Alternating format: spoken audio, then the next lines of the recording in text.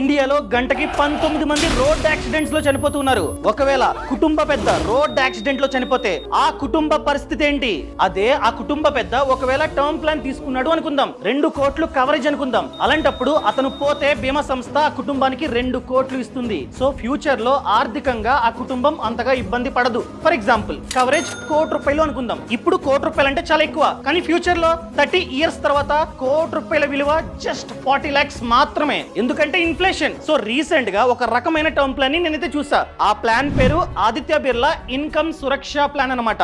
So ఈ plan లో భాగంగా పాలసీ హోల్డర్ చనిపోతే ఒకేసారి కుటుంబానికి డబ్బు ఎవరు మంత్లీ శాలరీ రూపంలో ఇస్తూ ఉంటారన్నమాట. ఫర్ ఎగ్జాంపుల్ మీరు 1,00,000ని చూస్ చేసుకుంటే ప్రతి మంత్ 1,00,000 ఆ కుటుంబ బ్యాంక్ అకౌంట్ లో పడుతూ ఉంటుంది. ప్లస్ ఇన్ఫ్లేషన్ కి తగ్గ పెరుగుతూ ఉంటుంది. ఎవ్రీ ఇయర్ 5% ఆ అమౌంట్ అన్నది పెరుగుతూ ఉంటుంది. ఈ ప్లాన్ ని తీసుకుందాం అనుకున్నట్లయితే నా బయోలో లింక్ ఉంది, క్లిక్ చేసి మీరైతే తీసుకోవచ్చు. All the best.